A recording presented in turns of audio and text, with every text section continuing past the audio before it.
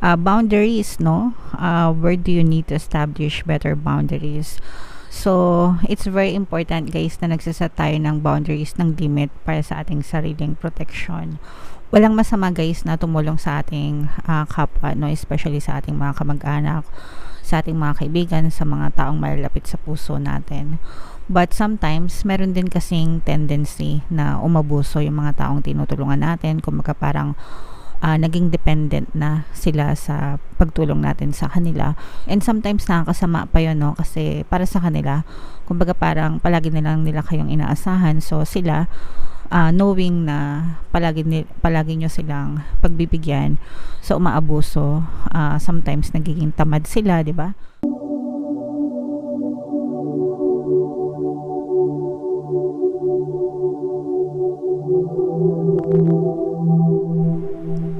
Hello guys, hello Taurus, welcome back to Pinoy Pixie Tarot. Ang pangalan ng ating episode for tonight is Oracle of the Month. Ito yung ating oracle reading mga kapiksi para ngayong October para sa Taurus, Sun, Moon, Rising, Sign, and Venus. Ito yung tatlong decks natin guys. Ito yung para sa spiritual messages natin. Ito yung para sa life messages. And then ito naman yung para sa love life guys. Combination guys ng positive and negative energy. General reading lang. Pwedeng mag-resonate, pwedeng hindi. Unahin natin yung sa spiritual message guys. Comment down below kung saang message kayo naka-resonate, okay? So ito yung mga mensahe sa inyo ng inyong mga gabay, mga kapiksi. Boundaries, no? Where do you need to establish better boundaries? So, it's very important guys na nagsaset tayo ng boundaries, ng limit para sa ating sariling protection. Walang masama guys na tumulong sa ating kapwa, no? Especially sa ating mga kamag-anak, sa ating mga kaibigan, sa mga taong malalapit sa puso natin. But sometimes, meron din kasing tendency na umabuso yung mga taong tinutulungan natin. Kumbaga parang naging dependent na sila sa pagtulong natin sa kanila. And sometimes nakakasama pa yun, no? Kasi para sa kanila, kumbaga parang palagi nila kayong inaasahan. So sila, knowing na palagi nyo silang pagbibigyan, so umaabuso, sometimes nagiging tamad sila, di ba? Hindi na sila nagbabanat ng boto. Tapos kayo naman, umaabot kayo dun sa point na parang exhausted na kayo, napapagod na kayo kasi bigay kayo ng bigay sa kanila tapos wala nang natitira sa inyo, 'di ba? Meron kasi yung iba sometimes kasi tumatalo ng utang na loob, ganyan. And yung iba naman sometimes kasi ayaw nila na masabihan sila ng masama, no? Kumbaga parang wala na lang masabi yung ibang tao, bigay na lang ng bigay, 'di ba? So, regardless kahit ano pa yung intention, the intention is good na makatulong, but you have to protect yourself as well. So, kailangan talaga nagsiset din kayo ng mga boundaries, mga kapiksi. And it's not bad, no? Hindi yan masama na mag-set ng boundary kasi aalagaan nyo lang din naman or poprotektahan nyo lang din naman yung sarili nyo, diba? Kaya nga tayo may kasabihan na aanhin mo ang damo kung patay na ang kabayo, diba? So, nagets nyo ba yung ibig sabihin nun? Kasi parang bigay ka ng bigay sa kanila pero sa'yo walang natitira, so bakit? Diba, bakit? So yeah, you have to learn to say no, mga kapiksi, no? Sometimes you should learn how to say no, and i-filter nyo rin yung mga taong tinutulungan nyo. Pag mga emergencies, yes, okay, of course, it's fine na tumulong kayo, pero yung mga feeling nyo naman na parang dinadahilan na lang, ganyan, feeling nyo pwede naman nilang magawa or makukuha din naman nila kapag sila yung kumilos, diba? So let them do the work para hindi kayo mapagod din and hindi rin sila maging tamad, mga kapiksi. I hope na-get nyo yung message guys. So comment down below if naka-resonate kayo dito, if feeling nyo talagang naabusong kayo. Sometimes mga kapamilya yan, kamag-anak, diba? Most of the time sila pa yung kadugo mo na, tapos sila pa yung umaabuso. So yeah, make sure na protektahan nyo yung sarili nyo, mga kapiksi. So comment down below guys if naka-resonate kayo dyan sa message na yan. Yung next na mensahe para sa inyo guys, ito naman ay life messages for you.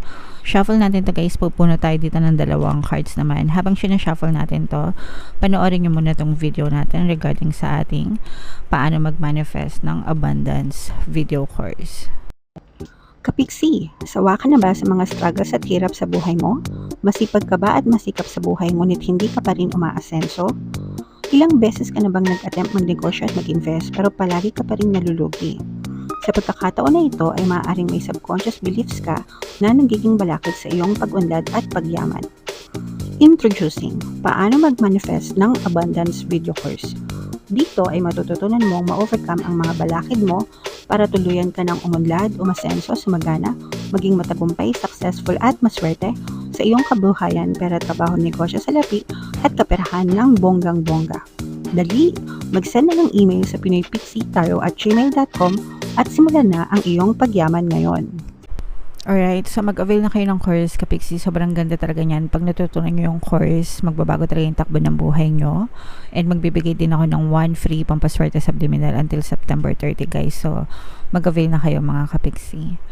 Ito yung mga live messages sa inyo, guys. Sobrang ganda. So, unahin natin tong change. Yung change, in Tagalog, pagbabago, no? So, this is both positive and negative. Sa positive side, mga Kapiksi, no? Maganda to kasi, di ba, nothing is permanent in this world. Everything is changeable and malleable.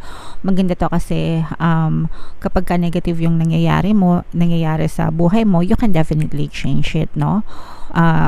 Always remember na yung ating nakikita sa ating 3D, sa inyong physical reality, mga Kapiksi, is just a reflection of your thoughts. So, kung maganda yung nakikita mo, ibig sabihin maganda yung pattern of thoughts mo. So, ipagpatuloy mo lang yan. Pero kung negative yung nakikita mo, ibig sabihin negative yung pattern of thoughts mo, and you can always change it for the better, mga Kapiksi. Kailangan mo lang baguhin yung pattern of thoughts mo. On the negative side, mga Kapiksi, may mga times na pabago-bago kayo ng isip. 'Di ba? Comment down below if naka-resonate kayo. Feeling ko yung iba makaka-resonate. So, dun sa negative side, syempre, we have to be consistent naman pagdating dun sa ating mga desires. Kasi kung pabago-bago ka ng isip, malilito din sa universe kung ano yung ipagkakalob sa'yo, yung ibibigay sa'yo, no? And okay lang naman na magbago ng isip kasi sometimes may mga nag-iiba yung preference natin, di ba?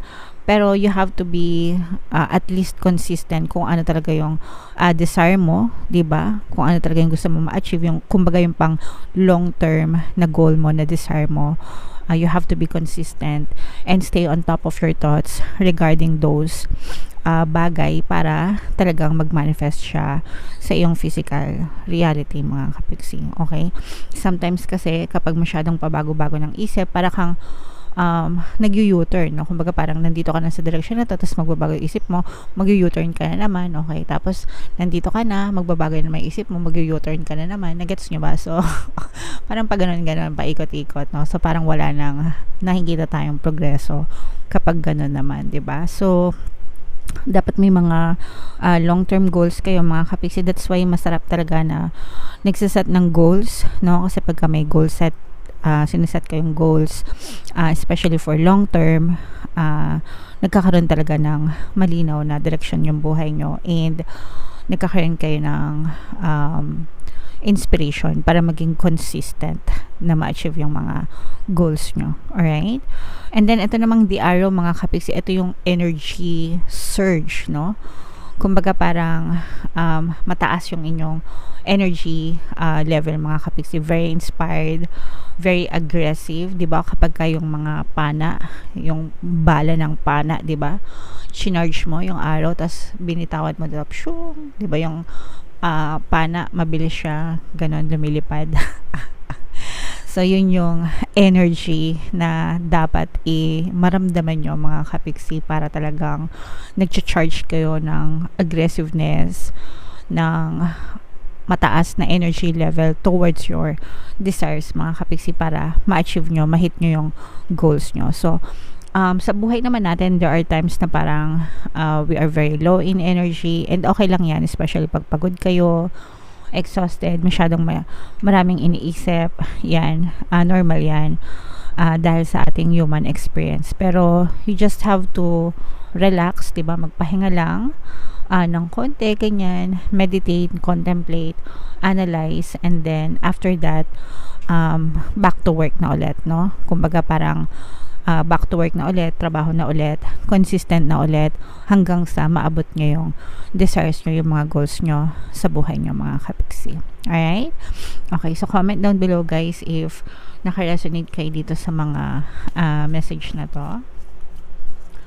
And then, ito naman last is yung para sa love message nyo guys.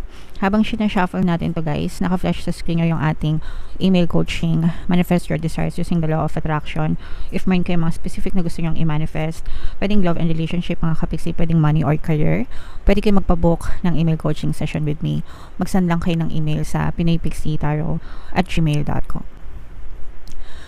So, ito yung mga messages para sa inyo guys. Ito yung mga images ng card. So, mag-isa lang kayo.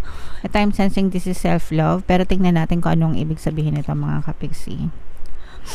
Imagine all unwanted thoughts. I-close up ko lang guys para mabasa nyo.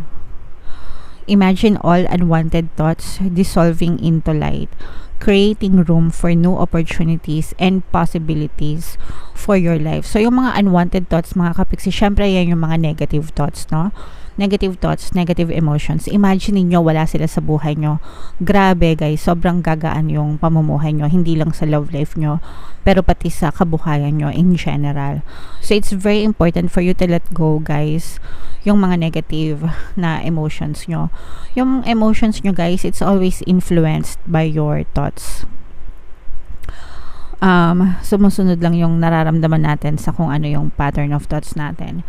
Hindi ka pwede mag-isip na maganda tas malungkot yung nararamdaman mo. And hindi ka rin pwede mag-isip ng malungkot pero masaya ka, 'di ba? It doesn't work that way. Kapag ka maganda yung iniisip mo, maganda yung nararamdaman mo. Kapag ka pangit yung iniisip mo, pangit yung nararamdaman mo. So, you have to remove yung mga negative thoughts para mawala din yung mga negative emotions like anger, hatred, galit, resentment, grudges. No, yan yung mga number 1 na negative emotions. And yan din yung mga nagiging blocks nyo or balakid nyo sa pagkakaroon ng harmonious na pamumuhay mga kapiksi. Life in general, hindi lang sa love life, kundi kabuhayan in general. So, you have to learn to let them go mga kapiksi and create new opportunities, no? Create new possibilities in your life. Kapag ka nilalet go natin yung mga negative emotions guys, doon na nag-i-start gumaan yung pakiramdam natin and doon na rin pumapasok yung maayos na pamumuhay, matiwasay na pamumuhay, harmonious na relationship sa kahit anong aspeto ng buhay natin. Okay? So, learn to let go yung mga unwanted thoughts, mga kapiksi. And, ito namang card na to, message na to. If you could do anything, what would it be? The answer dwells in your heart, not in your mind. For the heart is the gateway to the soul. So, kung may magagawa ka, what could it be mga kapiksi pagdating sa iyong relationship?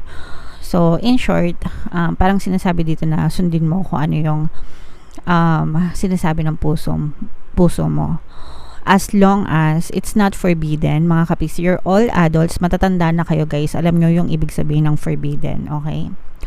As long as hindi siya forbidden, as long as wala kayong inaapakan na ibang tao, you're not causing harm to anybody else. Okay? Kasi kapag ganun na yung usapan, babalikan at babalikan kayo ng bad karma. So, ayaw nyo mangyari sa inyo yun. Kaya wag nyong gawin mga kapiksi. Okay? Alright. So, yeah. Yan ang mga messages para sa iyo, Taurus guys. Comment down below if naka-resonate kayo, kung saan kayo naka-resonate, dito ba sa spiritual, dito ba sa life message, or dito ba sa love messages. Comment down below mga kapiksi. And ito yung ating 2024 pick a card kapalaran guys. Kung hindi nyo pa napapanood, panoorin nyo na. Super nice, super ganda. And ito naman yung ating success stories ng paano mag-manifest ng abundance video course. Thank you for liking, sharing, and subscribing guys, and see you again next time. I love you all. Have a nice day. Bye-bye.